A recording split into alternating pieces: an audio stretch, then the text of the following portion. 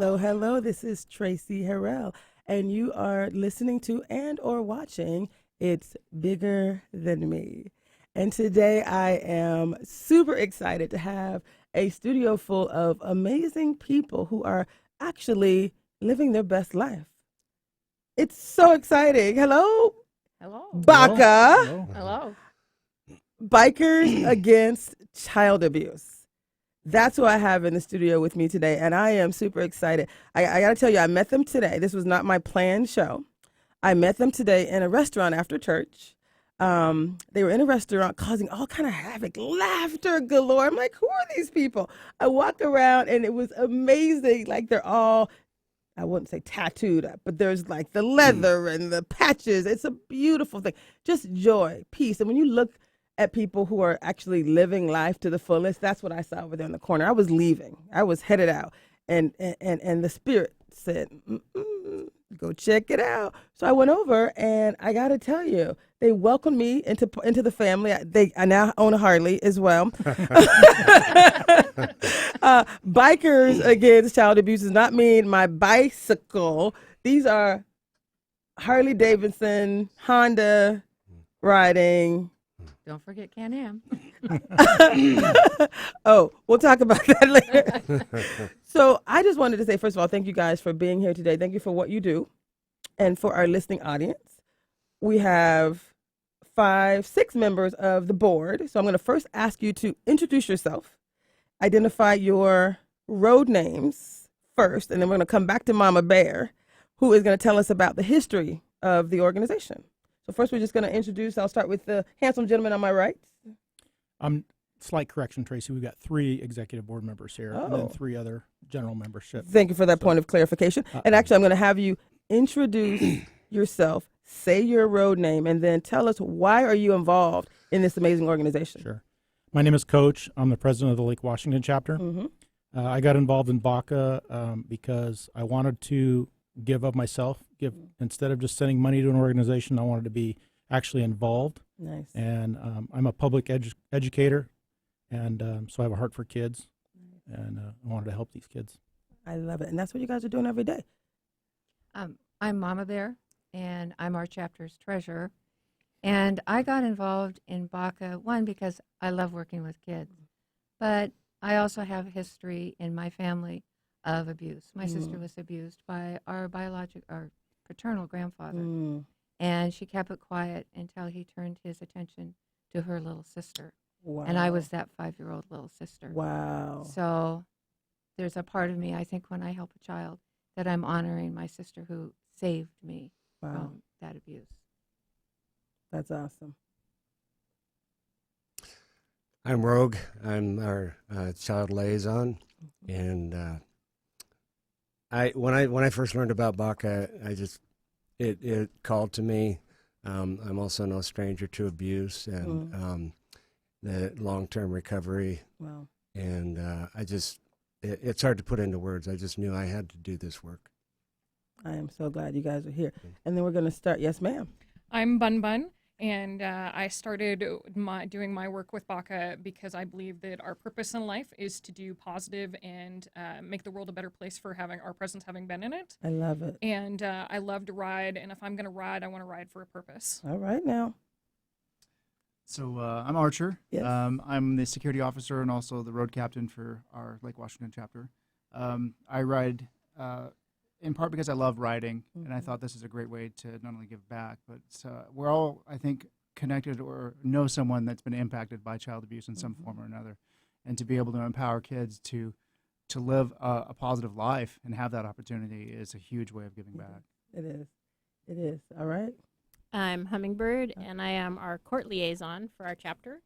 And I got involved, one, because Coach and I are together, so there's a common thing. We've done a lot of things through the years, as Mama Bear has too, and I'm sure most of the group has, for giving back to our community. But this was the first time that we could really see, we're with the kids long enough that we can see the difference that happens. And it's just a powerful, powerful group. I love it. Yeah. I love that. I love that. So I'm going to have you guys come a little bit closer just so you're closer into the shot the whole time. You're just beautiful people. I like seeing you together. Part of the reason I was so excited to have you all here is because the work we've been talking about, literally, this is the 7th or 8th show for this show called Bigger Than Me. But for 2 years, I was doing another show called Our Journey, Our Dreams, the art and science of being aware and getting there. And it was all about people coming to tell their story, people who, they understand that life is a journey. And by sharing your story, you could help others to achieve their dreams. So that's what book 1 was about. So now book 2 is called Bigger Than Me, and they're kind of coming together here. But really, it's all about how to live your best life. It's about, finding something that you're passionate about and doing it. And so I was so excited to have you here because you're doing it. It's like, these aren't just books. These are like beautiful people who are doing this work. So just thank you for what you do. I'm so excited.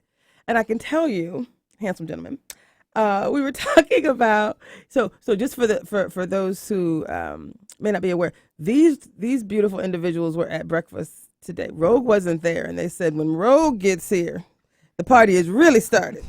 And he really connects with the children in a way that I think is just moving. And we've only met for a few minutes, and I've been so moved by you. And what I loved about the conversation is one of the books that I did in my very first show, the first show that I did, it was about The Secret. And the show is all about helping people to live their best life, right? To live their dreams, providing information, truths that you really already know, but just kind of bringing them to the forefront, helping people to kind of talk about what they believe, help them to achieve their dreams. And so when I talk to you about The Secrets, I wanted you to kind of share with the audience how, and anyone else here as well. But I know you had something to say about The Secret, what it means to you. What does The Secret mean to you? And anyone else who wants to share as well. So I think that you had mentioned The law of attraction. It's kind of how I summarize it. the But law yes. of attraction. Yes. And this is tough. So the law of attraction means to me, I mean, it's pretty simple concept, is that thoughts create reality. Right. And we can expound on that and write books Please. and books about it. Yep. I can't, but a lot of people do. They have. That's part of why these are here. I've read like 1,000 books, Rogue, and I've narrowed it down to the top 100. Then I got it down to the best 40, who are basically all these nuggets around living your best life. So thoughts become things. Tell us more how that has manifested in your life. Excuse me. We mentioned a few different laws. The law Giving. of giving. Karma. There with karma. Yeah.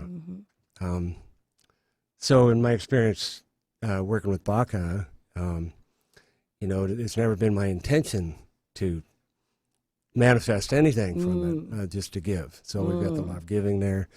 And when I find myself giving myself to this cause, and it's the return is immediate. There's no delay. It's that. one and the same. I love it. So it's giving and receiving. So we're going to pause real quick, and we're going to come back to some of these laws. Again, for people who listen to my show, it really is about me talking about some of my favorite books. So Deepak Chopra, The 7 Laws of Spiritual Success. We've talked about this, and we'll bring up this and a few other points in the conversation. But we're going to also pause and have Mama Bear tell us a little bit about the history of Baca, Bikers Against Child Abuse.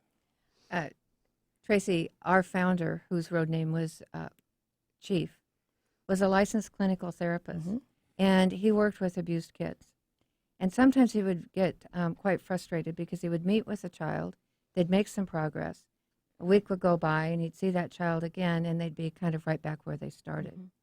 So he had had experience with bikers as a child. So drawing from that, he asked some biker friends of his if they would go out and just do a visit with a child. And later that day after the visit, that child's mother called Chief and said, "Thank you very much. For the first time in months, my son is out riding his bicycle in the neighborhood." So at that point, Chief knew that he was really into something and that a child in fear was really going to be stuck and had very little shot at moving on from their abuse and making what I like to say is a journey from being an abuse victim to an abuse survivor. I love it. So he reached out to the greater biker community and found some people that were willing to help him form an organization to support abused kids. And that was in Provo, Utah in 1995. So almost 25 years later, we are an international organization. We have chapters in 47 states, and most of those states have multiple chapters. We have 6 chapters in the state of Washington, so we cover the state. I love it. We're in 19 countries. And as an international organization supporting abused kids around the world, we are 100% volunteer. There are no paid positions in BACA.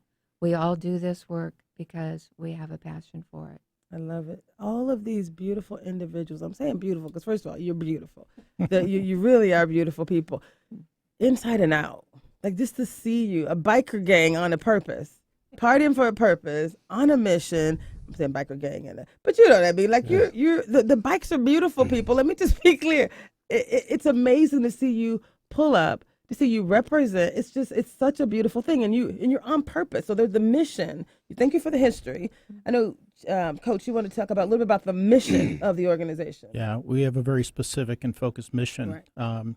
And that's to empower abused children to not feel afraid of the world in which they live.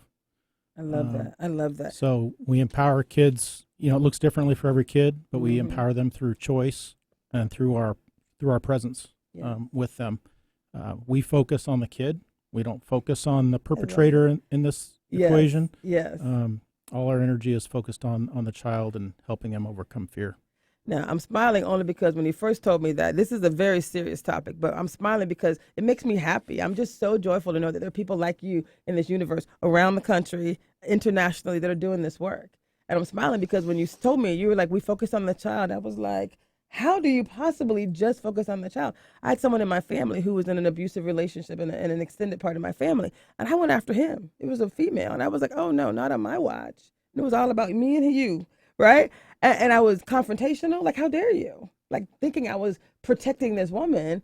And what was your response to me when I said that? Like, how can you just focus on the child? Well, I said that all of us have our thoughts about the perpetrator, and how can you not? You're human, right? And if you care about kids, it sickens you, right, to hear and see some of the things that happen. But that's not our mission. Our mission is focused on the child and empowerment of the child, and so dealing with the perpetrator would just be a distraction and probably harmful to the child. Did you hear that, people? A distraction. So throughout this show, we've been talking about focus and intention and being on purpose. You come for a purpose, right? And what I love about your purpose, some of you were talking about the like how you've engaged over the years, and I think I heard you talk about the benefits for the child, and even in this brochure, it talks about empowerment and how there was a statistical significance in children that have been engaged in part of this BACA family, where they have improved self-confidence, increased feelings of safety. You want to talk a little bit more about how the child benefits? Rogi? I was impressed. I mean, this is impressive. I know you know your thing, but like, it's impressive. Right. And I could read statistics all day long. Right. I could watch videos all day long about how cool a mission this is. Yeah. But I'm here to testify. All to right. see the child become unafraid is the most wonderful experience that I've ever had, and we see it a lot. It's an amazing mission in that. It's like I mentioned, there's no delay in karma. Often there's no delay in how these kids respond to us. And I'm in a very privileged position where I get to meet the children and the families as they're being referred to us. And I get to introduce them to BACA. And often when I do, I can see in their eyes that they get it. We bring this empowerment. Again, that's our buzzword, is empowerment. Yes. That's our entire mission.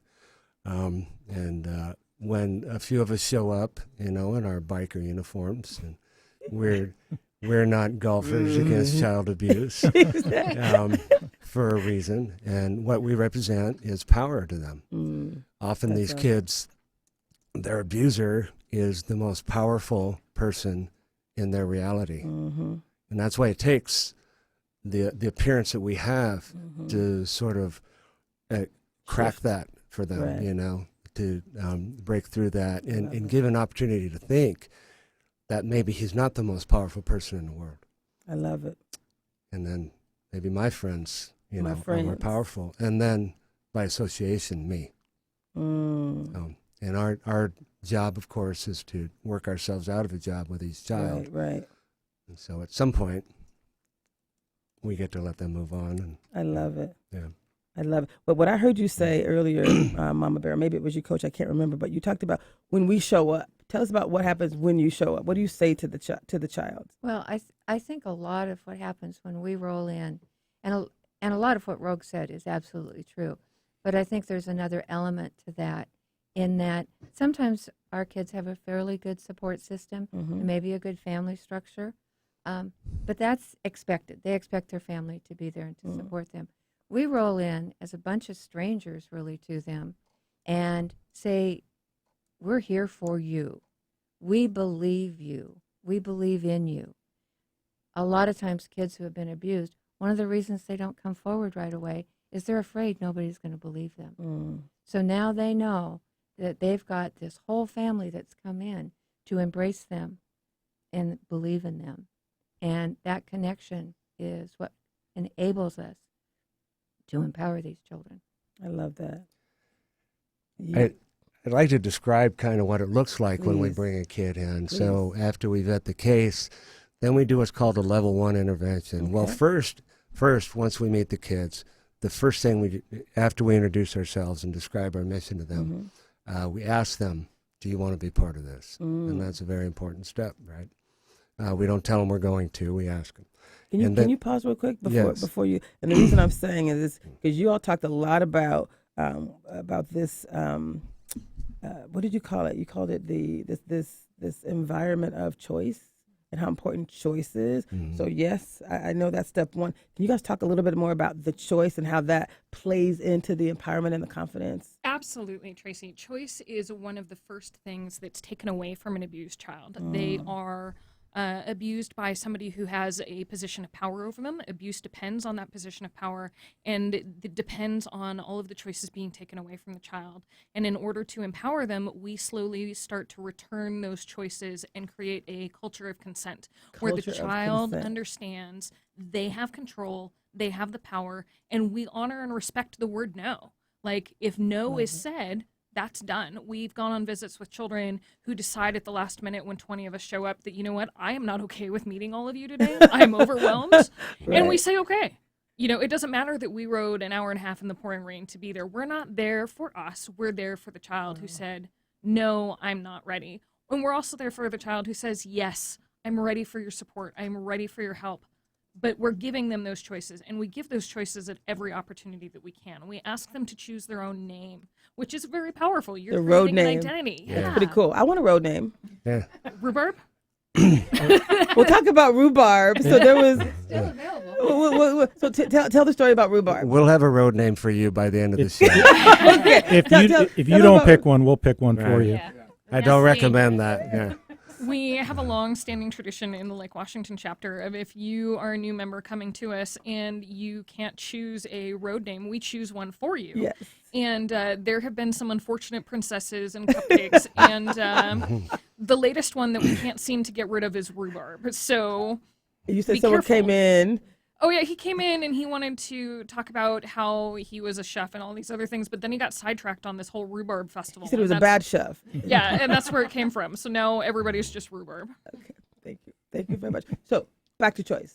Back to choice. Choice is so For the child. How powerful. important. Yes. So powerful. We as adults take for granted how many choices we make, and children are very aware of how many choices we make for them. Like, we as grown-ups forget how many choices that we make for children on a daily basis. No, you can't go outside. No, you can't wear that. No, you can't. No, no, no, no, no.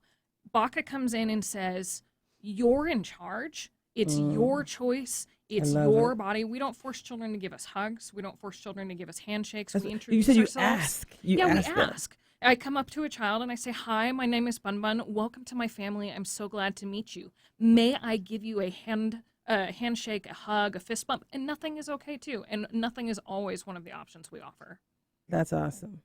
That is so beautiful. This concept of choice is awesome. I think we've had parents on the show in the past. I'm not a parent. I've chosen. I'm a aunt, a godmother. You know, my plants are my babies. This show, it's kind of like, you know, part of my creation. But I don't have the experience of being a parent. So we've had parents on the show because I ask, like, that's one of the hardest things to do. There's no manual for being a great parent. And I know one of the common denominators, which is part of my book, which people have always said is good parents give their kids choices. Right? They give them accountability. They actually turn things over. They don't make the decisions for them. I think that's kind of part of the journey. So thank you for sharing that. Yes, sir.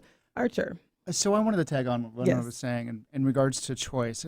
It's also about voice, too. A lot of times kids don't have their own voice. And so empowering them to have their own voice and to be able to say no and be able to say yes and be able to make decisions for their own life, that gives them the voice that they've always been wanting and needing in all of this, especially with the abuse. They haven't been able to say anything about what's happening in their life. And so to enable them to have that voice again and have that, to be able to stand up and for us to back them up and say, we're listening, we hear you. I love it. I love it. Yes, ma'am.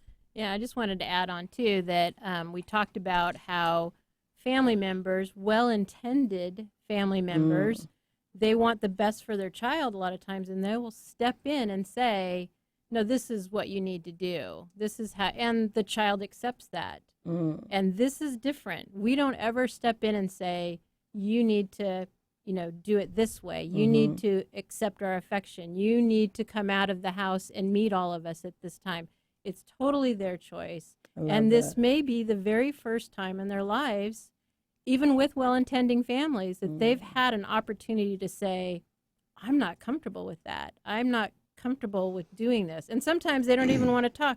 They tell somebody else, I don't want to do that. But it's still them telling someone else, I'm not comfortable with this. I love it. One of you gave the example about a well-meaning parent wanting to take photos. Tell us about that experience and how you turn it around for the child.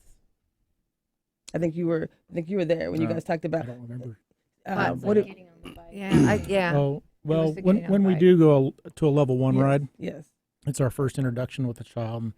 And I want Rogue to talk a little bit about that, but we give them an opportunity to take a picture on a bike of their choice.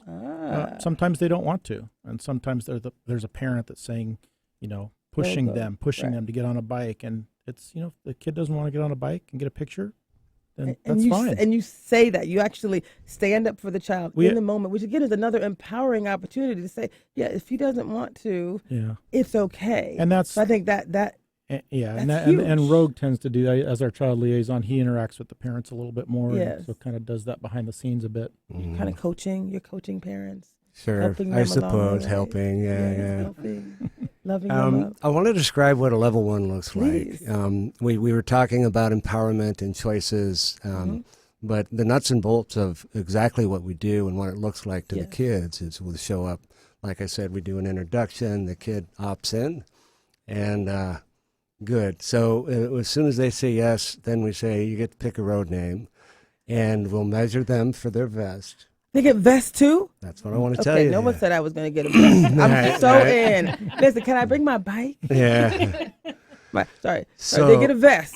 So the next time we see you, we're going to bring a bunch of your new brothers and sisters. Wow. And there's a lot of us. There might be 12 bikes. There might be 40 bikes. Wow. Often we'll do it on their front lawn. Depends on the situation. We may go to a nearby park if it's not appropriate to do at their place. And they get to meet their brothers and sisters. They get to meet their primary contacts. There were 2 people, I think it was explained to you. We have 2 members assigned as primary contacts.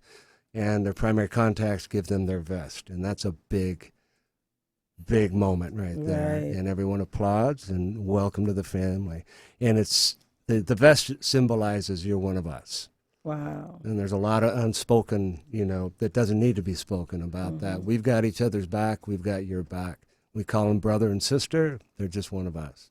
Wow. And we offer to take them for a ride if their parent or guardian approves. And if they're too small for a motorcycle, we offer to ride them in a sidecar. It's so cute, by the way. Yeah. The sidecar is so cute.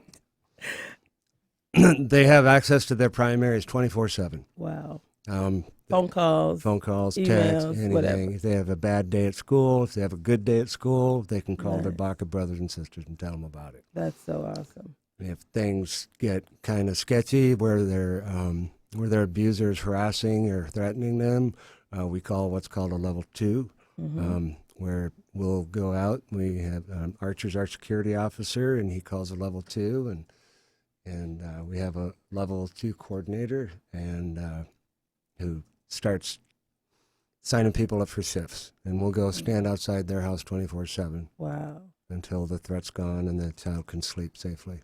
Wow. Can you say that again? I mean, that's just huge. Mhm. This is, I mean, for kids to have a family like you all with the most endearing eyes. I mean, I've just spoken to you each about your stories, and I'm telling you, I'm holding it in. I'm holding back. I'm just so overwhelmed with joy and gratitude for the work you do. I'm in. So I need to figure out how to get me a bike that is motorized. I'm so in, seriously. And I want to talk about Baca. You guys will be back to talk more about this, to bring the more awareness. I mean, in Seattle, it is the perfect time, right, of the year to be on a bike. Springtime, summer, it's amazing here. We're going to talk about how do we host some type of Baca session, right, where we bring people somewhere and get them to sign up. We can do that, right? We do have a 100-mile ride the third Tuesday of every May, or excuse me, third Saturday of every May. Third Saturday of every May. No. We've already had it. Oh, I'm thinking. We've had it already. We just had it last Saturday. So let's talk about engagement with Baca. There's a number, there's an email address. Let's talk about your meetings. Let's just talk about how does one get involved with Baca as a volunteer? You know about the student engagement. Did you want to finish some more? I just Child. wanted to reply because you used 2 words. You said gratitude and I can't remember what the other one. Excited? But I just there's time. There's times when I look at my brothers and sisters in Baca and I'm just in absolute awe. When I see them answer the call. Right. And for instance, yesterday I put out a call for an immediate response. And, you said I'm in. Oh, My email inbox just filled almost within Wow. 5 minutes with emails that said, only that, I'm in. wow. And immediately people were dropping whatever they were doing and saddling up. And within an hour, we were at a rendezvous point to go do what we Wow. needed to do. And I am in. This, I'm so in. And so this is not unusual. It's just there's days where it just bowls me over with gratitude and love for my brothers and sisters. Wow. Yeah. Wow. So let's talk a little bit about how people can get engaged. I mean, I'm loving this. It's 3:31. It's all good. We're good on time. So let's talk about just real quick. We'll say it again at the end, but how can someone get engaged if they're listening to your voices, hearing what you're doing, understanding your mission, and they're like, I'm in, I'm down, I want to be involved. What's the first step? There's a website, there's meetings. Talk about that. So there's a website. It's www.bacaworld.org. And it's BACAWORLD .org. .org. And anybody that's interested can go on that website and, regardless of what state they're in, find a chapter that's close to them and go on that. They'll be directed to their chapter's website, and it'll tell them where they meet, what time. I love it. If you're in King County and you want to be a part of Lake Washington chapter, we meet the third Tuesday of every month at the King County Sexual Assault Resource Center in Renton, and we meet at 7 p.m. But again, all that information's On the website. online. Yep. So www.bacaworld.org, and again, you're all around the country. So this Hubbard Radio YouTube is national, worldwide. It's on the World Wide Web, so it is everywhere. So definitely want to make sure that people know you're everywhere. I actually met someone in Baca in Florida many years ago. And Florida is different because, again, you can bike 365 days out of the year. Like it's a biking town. And so it wasn't a surprise to me when I looked. It wasn't like, oh my God, what is that? I was like, oh, Baca. When I saw it, like you didn't see me like get too shocked, right? It was kind of like, oh, okay, I know you people, right? I know my people. Like you're my people. It was like I immediately felt connected. I felt a little bit like I didn't follow up with the other guy, right? Like it was a lot going on. You know, you work in corporate America. Did I mention that I'm my 25 years in corporate America? I said 8 years at IBM. 14 years at Disney, my last 5 years at Microsoft. But my heart is for the community. It's for service. I'm 100% doing this work. Like, how do we shape the minds of our children and of parents and of just individuals who can give? You can give if you want to serve in any way. I can't think of an organization that's doing work that's more valuable, more meaningful than helping a child in need in the moment. It does take a very committed individual. Tell me more. What does well- it take? What type of people are you looking for? Well, again, people that You have to ride, have a bike? You got to have a bike or have access to a bike. Now, Can I borrow a bike? now Hummingbird's my wife, and she has access to a bike. She rides on the back. You have anybody who could take a big girl on the back of their bike every now and then? I'm just saying. I mean, can I? Okay, we'll talk about that. But you got to be able and willing to drop everything at a moment's notice if a kid calls. I love that. And so, some people their employment doesn't work for that. Right. But committed, it's going to take you quite a long time to become a member, to earn that patch on your back, at least a year. Nice. To show your commitment To show and up. trustworthiness. Yep, exactly. Yeah, And that's a year and a half of a lot of training. So tell Lot us of about training. tell us a little bit about the training. What goes into that? Just a little, just a kind of quick overview. Like, what would that entail? Well, first, I'm in, people. I when need somebody- to know what I'm signing up for. when, Just saying. when somebody first shows up to their first meeting, Yes. they get a little bit of an introduction.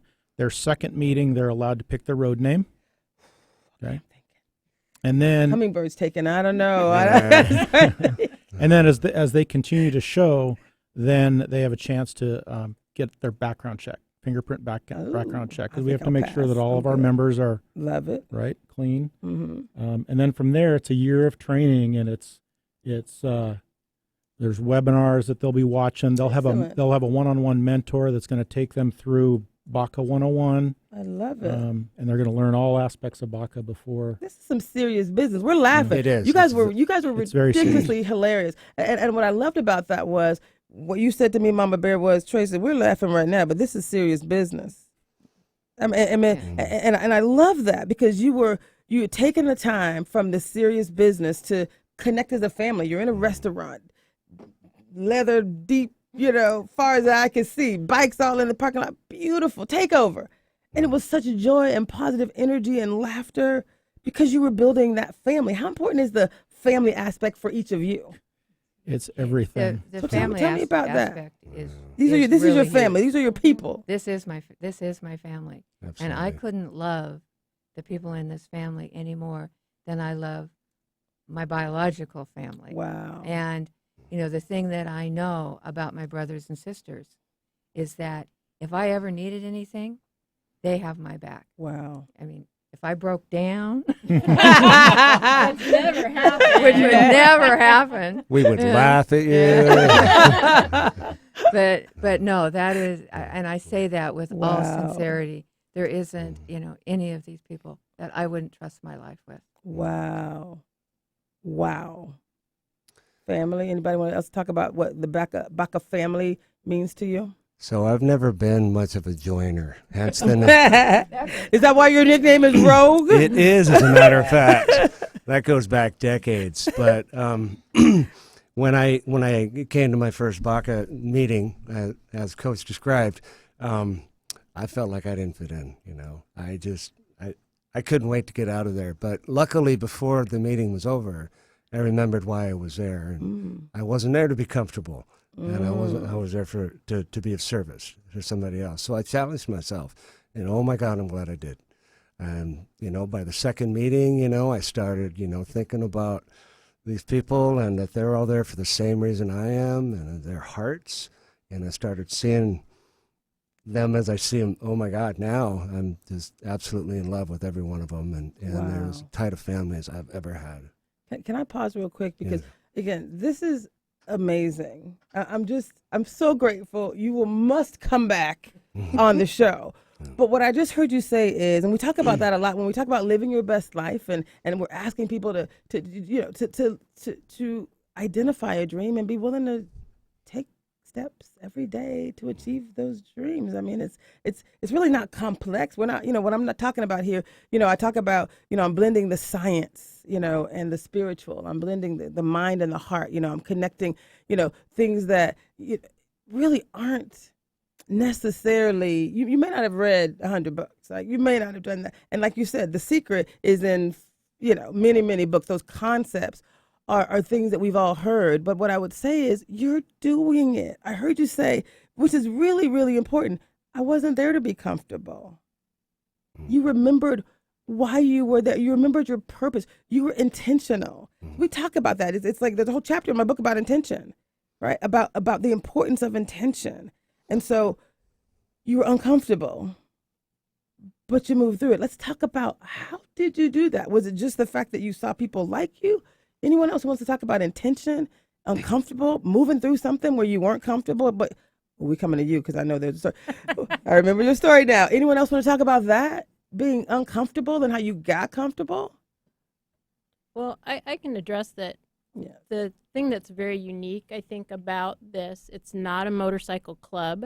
Mm-hmm. We're a nonprofit, and we're here. We love bikes. We love to ride. We love the camaraderie of our brothers and sisters, but we're here for the kid. So we have a ton of different types of people that are involved. There's some pretty gnarly people. There's some pretty, You got to define gnarly, because we might define gnarly different. Yeah. Because that's a great thing. You mentioned you're all volunteers, but you have people who work in schools and accountants and at Microsoft. I mean, we let's talk about that as well, right? Right. What does gnarly mean to you, by the way? Let's circle back to that. Like all kind of people. When Coach and I first started attending, I mean, there was some, and I've been around bikers most of my life, but there was some bikers there that kind of intimidated me. Bikers. Yeah.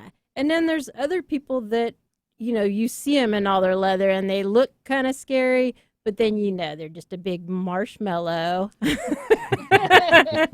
So one of the really nice things about it is it brings a very diverse group of people together for one common cause, and we don't have to agree on everything. And part of the BACA mission is not to have any drama. We don't bring our drama. We own our own crap, and we move through like Rogue's saying, it's not about us. So if anything starts coming up that's about us, I want this for me, I want to be this person, I want this role, we step back from it and say, okay, let's go back to what we're here for. And that's, love that. You don't see that very often in large groups either. I love that so much. I think, so thank you for that. Like, I must have you back. Can we agree that I'm bringing you, because there's way too much. Like, we're 20 minutes left. And there's so much more that I'd love to talk about. So let's talk about this BACA family. We're inviting people to be a part of this family, this organization, this purposeful, on a mission for the kids family. Family is powerful. Like, family is everything. I set out on the BACA mission to empower children. I know what it's like to be scared. I know what it's like to be alone. I know what it's like to be afraid. And I wouldn't wish that on anyone, let alone somebody who's 5 or 6 years old and has no life experience to prepare themselves for that. So I set out on this mission. And when I found out, when they spoke those words and said, we're here to empower children, I said, I'm in. Those two ever so powerful words. What I didn't realize was at the time how much I was going to get out of it. That law of attraction, that giving, I get so much from my brothers and sisters. I recently went through some issues a few months ago, and all of my brothers and sisters calling and checking on me and making sure that I was okay was what got me through it. It wasn't anything else. It wasn't, I show up every day at 2 o'clock in the morning at a child's house in the rain for the child, but I also show up because I don't want to let my brothers and sisters down. I'm in every day. Wow. I love it. Like I said, I'm blown away. Miss Mama Bear, do you have anything you wanted to share? Mike is giving me the finger. I mean, got a couple minutes to roll into. Yeah, I think a lot of the BACA members are members who motorcycle riding is a lifestyle for them, and has been for a long period of time. My very first BACA meeting, and I hadn't been riding very long, and I ride a Can-Am, which is a 3-wheel motorcycle, and I get a lot of razzing about it. Yeah, but it's cute, isn't it? It's beautiful. It really so is. I mean, We'll I put show up pictures at my first BACA meeting, and there's all these bikers, and I don't even know a whole lot about the biker culture. I want to work with kids. That's why I'm there. Right. And I was very intimidated, and I also, I'm older. I'm coming to this, kind of later in life after doing some other kind of volunteer work. And so I was really very intimidated. And I have to say they didn't make it easy for me because a lot of it is, understanding that there's a real commitment there because this is a huge commitment. You give up a pretty good, significant part of your life to do this kind of thing. And we all do it willingly. But it was very intimidating for me when I first came in. But they have embraced me. Not everybody's embraced my bike, but they have embraced me. You mean your bike has not been fully embraced? The three-wheeler? Listen, people, I'm in. Yeah, thank you. I'm loving it. I'm Yeah, loving it. It's yeah. beautiful. Yeah. So let's clarify. The three wheels are in the There's wheels two- are in the yeah, front, a not in the Can-Am back. That different from kinda cool. trike has one in the front, two in the back. So that's the difference. They So one can't- is a trike, which is the wheel, one wheel well, in the they're front, two in the still back. both considered a trike. But Okay. most of them have one in the front and two in the back. The Can-Am has two in the front, one in the back. That's pretty cool. Yeah, it's built from the ground up to be a three-wheeler. And So again, it's a I'm lot not of really fun. comfortable with having Can-Ams, but I'm working through it. And he's got a long way to go. You guys got some beautiful bikes. OMG. So real quick, what type of bike do you have? I ride a Roadmaster, Indian Roadmaster. It's a beautiful thing. Yeah. Can-Am, Can-Am. which is the three-wheeler. So I have a Vulcan 2000 with a sidecar. I've got also have a Victory Jackpot. Ooh, I don't know what that is, but I can't wait to see it. Yeah, So I like it. Is it beautiful? Yeah. Miss Bun Bun? I have a 2006 R model Sportster that was my mother's, rest her soul before she died, and wow. some really cool family history there. That's Named awesome. Sarsaparilla, right? Sassafras Yeah. on the bike. We've named our bikes too? Bikes have names? Some of them. Okay, sir. I'm sorry. What type of bike do you have, and does it have a name? Yes, I have two different bikes. Yes. And the one that I'm riding today is a Victory Vegas, and her name That's is a black Pearl. on black. Yeah, it's the black on black. Oh, And then I also have a Gixxer 1000 that I ride, and I try to road guide with that one. That's a lot of fun. So, wow. I've always had a fascination for bikes since I was a child. So guess what? I'm in. Okay. I'm in. So You're going to get a ride in a sidecar, aren't you? I think I might exceed the weight limit of that sidecar. We could talk Oh, about that another Oh, time. no. I think that may be a problem. Don't flatter yourself. So we are going to go on a very, very quick commercial break. When we come back, we're going to go into the part of the show that I call, we got 15 minutes left. We're going to do a really quick commercial break. Again, part of the work I'm doing is it's community work. I'm president of the National Black MBA Association. You don't have to be black and you don't have to have an MBA, but it's a professional organization that was founded by black MBAs, and I'm president of the Seattle chapter. And so a lot of the work we're doing right now in the community, we have a mentoring program called Leaders of Tomorrow, the LOT program. And it's typically a high school mentoring program where they've taken youth of color typically where no one in their family have ever, gone to college. And they have some of the chapters report a high 95% success rate on getting those kids to graduate from college, not in, but to graduate from being in a family where no one's gone to college. And that was kind of my role, where no one had actually gone to a 4-year, college. I was involved in the National Black MBA Association. I met them at the University of Florida, where I got my first degree, my finance degree. And I've been a part of the organization for over 25 years. And so right now what I'm doing here in Seattle is we're bringing that mentoring program here to Seattle. So I'm starting the first one here. It's building leaders of tomorrow through community leadership today. And that's a bigger kind of a wraparound services where we're saying you can't just help the kids. We have to bring support for the parents, right? Conversations with schools. So really uplifting the community and bringing mentoring to a whole nother level, bringing that community aspect to making the world a better place. So what you're going to hear right now is we're going to show the BACA logo, and we're going to have Mike play a commercial, and the voices you hear are going to be some of the students who've been through the program. Yeah.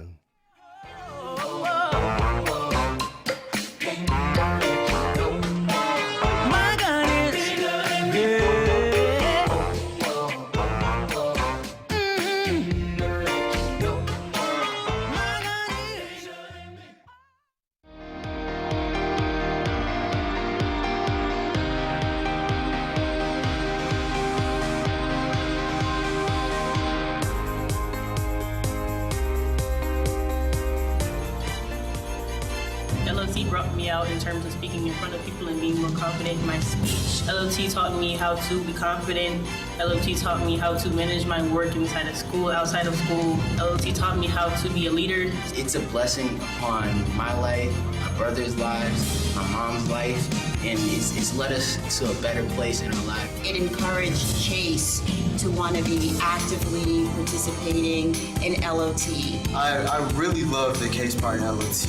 This is my 3rd year. My 1st year I was an alternate. My 2nd year last year when I presented, it really helped. It was really fun because we got to travel outside of the state. You'll build some great connections, also do some leadership roles. We got to meet new people. We got to learn how to talk and present in front of a lot of people. I want to go to LOT so I can go to a great college. I'd like to see what LOT can do with me.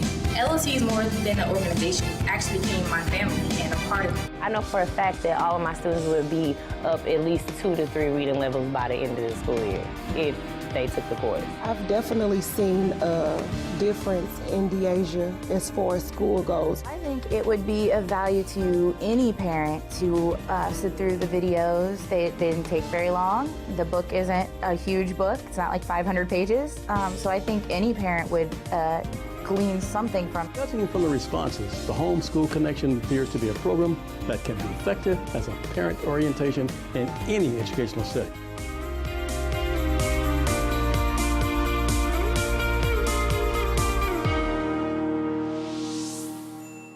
Easy on the ears, good for the soul.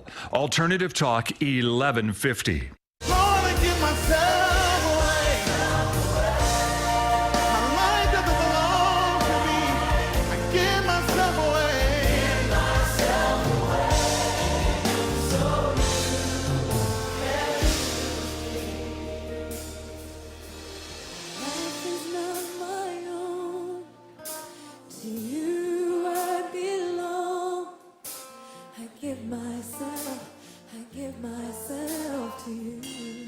This is Traci Harrell, and you are listening to It's Bigger Than Me, and that's one of my favorite songs. It's I Give Myself Away, and I'm here with an amazing group of individuals from BACA, Bikers Against Child Abuse, and this has been the fastest hour of my life. I got to tell you, you guys, please come back. I have to have you back because the work you're doing is so important. It's so important, and again, I'm in.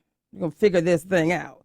I'm in. And so what I would like to say is this segment, the way we close the show is I call it my surrender and soar segment. So it's more of a recap of the show, kind of a pause. You started the show and we were talking about The Secret and how important it is to, like, we all understand this law of attraction and the work you guys are doing is powerful. Can you say the mission of BACA again? And I'm going to ask you guys to kind of think about kind of your closing words for those who might be interested in what you're doing. Why is this work so important? What are you getting out of it? Anything you'd like to say as we kind of close? So the mission of Bikers Against Child Abuse, again, these aren't bicycles. These are motorcycles. Right. This is a leather-wearing, tattoo hat. Anybody got tattoos? Oh, yeah. Oh, yeah. Is that a thing? Yeah. Do you need I'm afraid of needles. So, but I'm still in. I like leather, black leather. Okay, thank you. Okay, so tell us a little bit more about the mission of BACA. The core of our mission is we empower abused children to not feel afraid of the world in which they live. I love that. So I met these amazing individuals today, and when I look at this flyer, they're talking about children who are involved in your family have improved self-confidence, diminished regressive behavior, increased feelings of safety, empowerment, better communication, decreased anything you could hope for and want. Just your presence, bringing these kids into your family has scientifically been proven to benefit children. I mean, how amazing. How amazing. Anybody want to share any call to action to those who might be listening and want to be a part of this BACA family? Well, one thing I'll say, one of the things that BACA does not do is recruit members. I think anyone out there that rides, that wants to help children, they can reach out and they can find us. We're pretty easy to find. BACA. But we don't recruit people. I love that. Because I love that. You have to have a heart for it. A passion. You have to have a heart for it. It's so funny that you say that because the 2 shows ago I had another radio host, Christine. You guys met her out there. I had her on the show, and she was actually kind of semi-interviewing me. And what was great about my conversation with her is like we're just speaking our truth. I'm so excited to be living my best life, to doing the work that I love to do, to be able to have a brain that actually allows me to process a lot of information around how can we potentially take information from, wisdom that's been around for thousands of years, right? This is kind of my purpose, kind of what I'm here for. But you're saying people choose to be a part of your organization. And I feel the same way. Like I'm just sharing my truth. Hopefully I'm helping people along the way. Hopefully people are benefiting from this work. But, I'm just sharing my truth, and there's no force, there's no push, there's no energy other than love. We're just trying to do the work we love to do and make a difference in the universe. It's such a beautiful thing. And the reason I brought you back, and by the way, the BACA logo on the back of her, so she's been standing as still as she possibly can during our break. So I just want to highlight that. This show is about this great work. But what I loved about what you said earlier is you mentioned earlier that when you went to your first meeting, Rogue, you didn't feel comfortable, but you stayed with it because you were on purpose. You were aligned with the mission of this organization.